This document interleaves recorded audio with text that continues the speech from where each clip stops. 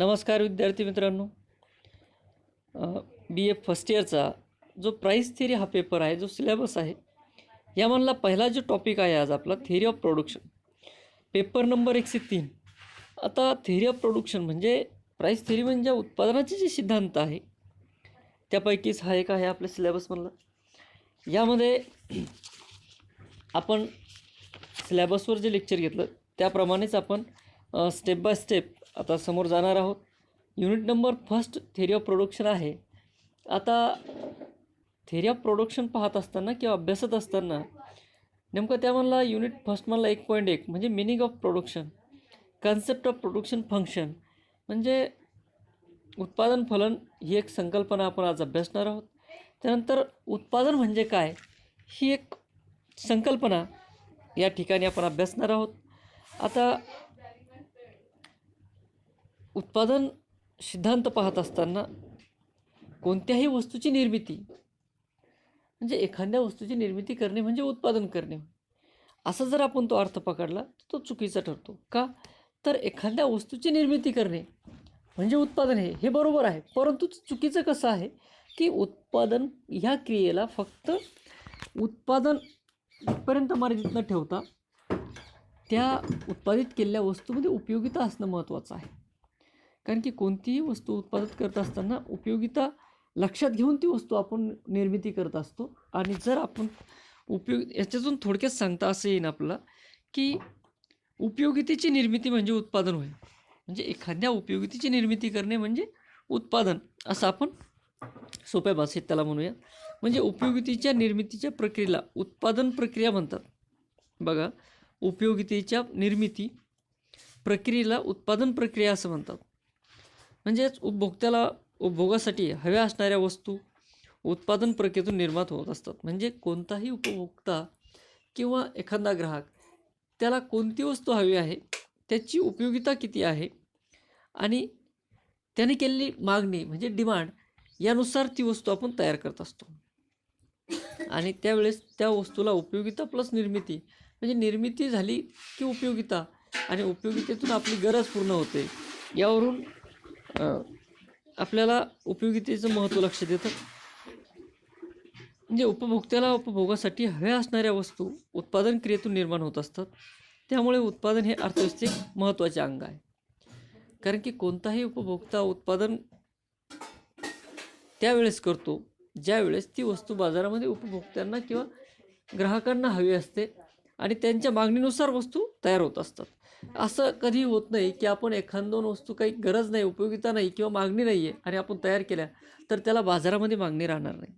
मग बाजारामध्ये मागणी निर्माण जर होत असेल, एखाद्या वस्तूला मागणी असेल, त्यानुसार उत्पादन होत असतं आणि त्या वस्तूला ती उपयोगिताही राहते. उपभोक्त्याने केलेली वस्तू मागणी पूर्ण करण्यासाठी वस्तूचा पुरवठा होणे आवश्यक असते. बघा, उपभोक्त्याने केलेली वस्तूची मागणी पूर्ण करण्यासाठी वस्तूचा पुरवठा होणे आवश्यक असते. म्हणजे उपभोक्त्याने वस्तूची मागणी केली आहे, परंतु त्या वस्तूचा पुरवठाही होणं महत्त्वाचं असतं. त्यामुळं वस्तूच्या पुरवठ्याचा अभ्यास म्हणजेच वस्तूच्या निर्मितीचा अभ्यास होय. म्हणजे बघा, वस्तूच्या पुरवठ्याचा अभ्यास करणे म्हणजे वस्तूच्या निर्मितीचा अभ्यास करणे. म्हणजे आपण जर एखाद्या गोष्ट वस्तूचा पुरवठ्याचा अभ्यास करत असलो की असं नाही की आपण नुसतं पुरवठ्याचाच अभ्यास करतोय. पुरवठ्याचा अभ्यास म्हणजेच वस्तूच्या निर्मितीचा अभ्यास होय. म्हणजे ह्या बारकावे आपल्या लक्षात घेणं गरजेचं आहे. वस्तूचा पुरवठा त्याचे उत्पादन केल्यानेच होतो. म्हणजे वस्तूचा पुरवठा कधी होतो? त्याचे उत्पादन केलं की वस्तूचा पुरवठा होतो. म्हणजे उत्पादन केले तर पुरवठा होतो. अशा प्रकारे मानवी गरज पूर्ण करण्यासाठी वस्तूच्या उत्पादन करणे अतिशय आवश्यक असते. म्हणजे मानवाच्या गरजा पूर्ण करण्यासाठी काय करावं लागतं? वस्तूचे उत्पादन करणं अतिशय आवश्यक असतं.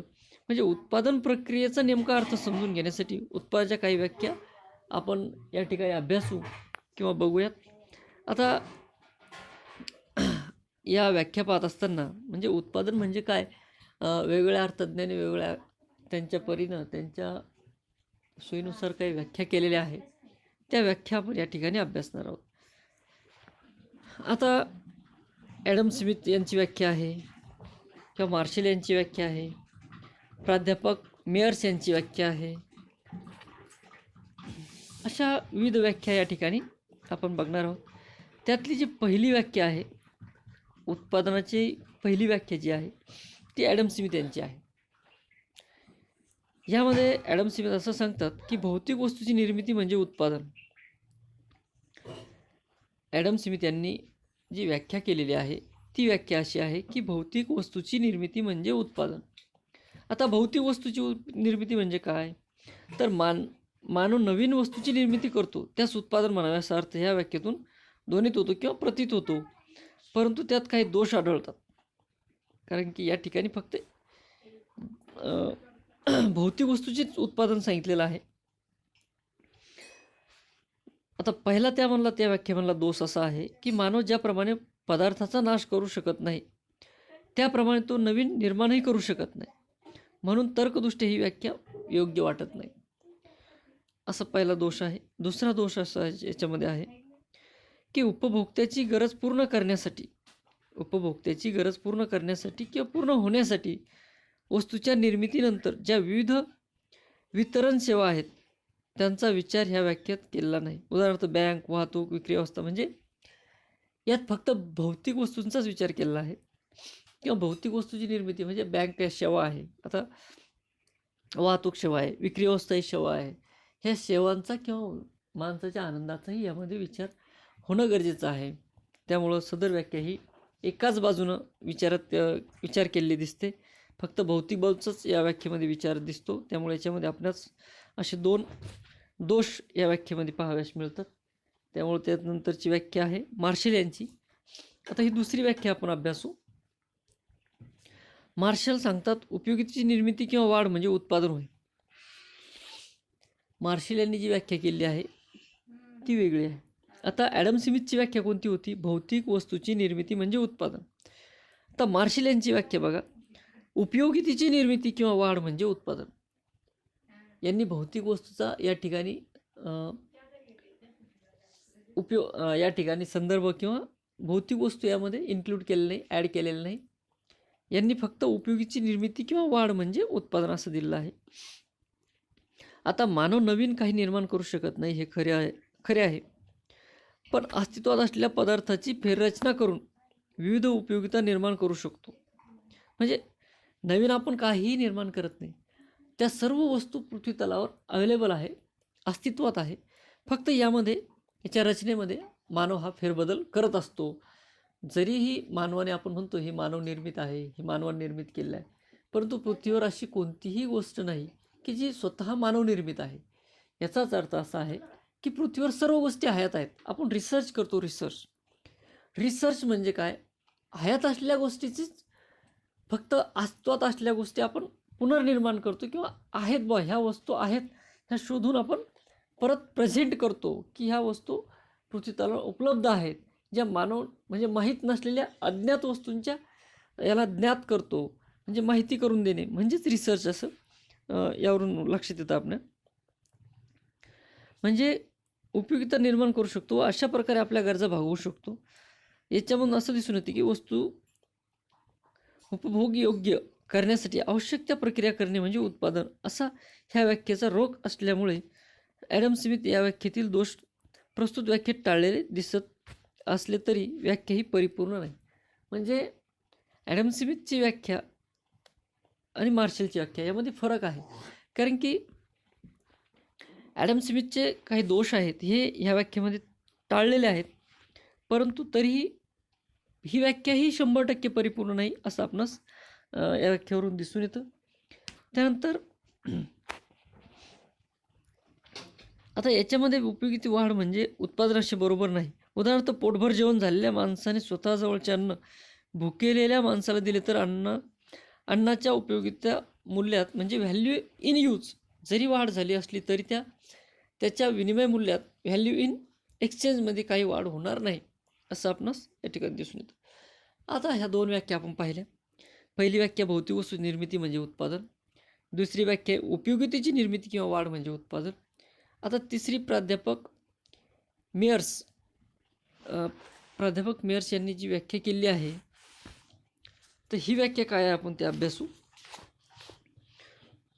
वस्तूच्या किंवा सेवांच्या विनिमयार्थ, बघा ही व्याख्या काय सांगते, वस्तूच्या किंवा सेवांच्या विनिमयार्थ केलेली कोणतीही क्रिया म्हणजे उत्पादन. आता यांनी काय सांगितलं आहे माहिती आहे का? उत्पादन होण्यासाठी वस्तूमध्ये विनिमय मूल्याची निर्मिती किंवा वाढ करणे आवश्यक आहे. उत्पादन होण्यासाठी वस्तूमध्ये विनिमय मूल्यांची निर्मिती किंवा वाढ करणे आवश्यक आहे. तसेच उपयोगी वस्तूंचाच विनिमय होत असतो. सेवा निर्मिती ही वस्तू उत्पादन अभ्यासली जाते. चरितार्थासाठी काही वस्तू श्रम करत असतात आणि सेवा निर्माण करत असतात. उदाहरणार्थ, चरितार्थासाठी गायक गायनाचे कार्यक्रम करत असेल तर ती व्यक्ती सेवा निर्माण करते असे असते. अर्थशास्त्रामध्ये उत्पादनाला नैतिकतेची बंधने असू शकत नाहीत. ज्या वस्तुता उपयोगिता आणि विनिमय मूल्य असते अशा सर्व वस्तूंच्या निर्मितीला उत्पादन असे म्हणतात.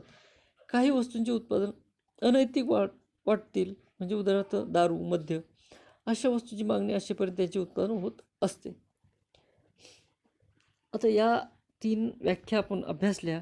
या 3 व्याख्येवरून आपणास असं लक्षात येतं की नुसती भौतिक वस्तूंची निर्मिती म्हणजेच उत्पादन नाही, किंवा मार्शलच्या व्याख्येप्रमाणे नुसती उपयोगितेची निर्मिती किंवा वाढ म्हणजे नाही, तर त्यामध्ये नैतिकता म्हणजे यामध्ये काय सांगितलं, मेयर्स यांनी काय सांगितलं, वस्तूची किंवा सेवांच्या विनिमयार्थ केलेली निर्मिती किंवा कोणतीही प्रक्रिया म्हणजे उत्पादन. आता सेवा निर्मिती ही सुद्धा उत्पादन अभ्यासली जाते. म्हणजे चरितार्थासाठी एखाद्या व्यक्तीने किंवा आपला चरितार्थ किंवा आपला उदरनिर्वाह करण्यासाठी एखादी वस्तूची निर्मिती करणे किंवा एखादा कार्यक्रम, एखादी सेवा देणे हा एक ते उत्पादनच आहे यामध्ये, असं आपण पकडूयात. म्हणजे अर्थशास्त्रामध्ये उत्पादनाला नैतिकतेची बंधने असू शकत नाही. सगळ्यात सोपं जर आपण यामध्ये पकडलं तर अर्थशास्त्रामध्ये उत्पादनाला नैतिकतेचे बंधने असू शकत नाही. ज्या वस्तूमध्ये उपयोगिता आणि विनिमय मूल्य असते अशा सर्व वस्तू. उत्पादन म्हणजे काय तर आपण थोडक्यात बघूयात. उत्पादन म्हणजे काय? ज्या वस्तूमध्ये उपयोगिता आणि विनिमय मूल्य असते अशा सर्व वस्तूच्या निर्मितीला उत्पादन असे म्हणतात. म्हणजे एक शॉर्टकटमध्ये आपण याचा पूर्ण व्याख्यांचा सार जर बघितला तर असं आपल्या लक्षात येतं की ज्या वस्तूमध्ये उपयोगिता आणि विनिमय मूल्य असते अशा सर्व वस्तूच्या निर्मितीला उत्पादन असे म्हणतात. काही वस्तूंचे उत्पादन अनैतिक वाटतील, त्यामध्ये मद्य म्हणजे दारू अशा वस्तूंना मागणी असेपर्यंत त्याचे उत्पादन होत असते. त्यांची मागणी नसेल तर उत्पादन त्यांचं थांबून जातं. अशा प्रकारे आपण आज उत्पादन म्हणजे काय, थिअरी ऑफ प्रोडक्शन हे विविध व्याख्येच्या माध्यमातून अभ्यासले आणि ते आपल्या लक्षात आलं असं नेमकं उत्पादन म्हणजे काय. तर यामध्ये आता काही मूलभूत घटक किंवा फॅक्टर ऑफ प्रोडक्शन म्हणता येईल, जे आपण नेक्स्ट व्हिडिओमध्ये की फॅक्टर ऑफ प्रोडक्शन म्हणजे उत्पादन फलन जे आहे, प्रोडक्शन फंक्शन आहे, म्हणजे प्रोडक्शन फंक्शन जे आहे ते आपण नेक्स्ट याच्यामध्ये अभ्यासूयात. आज फक्त आपण थिअरी ऑफ प्रोडक्शन म्हणजे उत्पादन म्हणजे काय, कन्सेप्ट ऑफ प्रोडक्शन म्हणजे ही जी संकल्पना आहे उत्पादनाची, ही सदर व्हिडिओ लेक्चरमध्ये आपण अभ्यासण्याचा प्रयत्न केला आहे. यामध्ये तुम्हाला काही व्याख्याच्या संदर्भात काही व्याख्या आणि त्याच्यावर महत्त्व किंवा त्याचा संदर्भ काय आहे, ते उत्पादन म्हणजे काय ते आपण व्याख्येच्या माध्यमातून समजून घ्यायचा या ठिकाणी प्रयत्न केला आहे. धन्यवाद.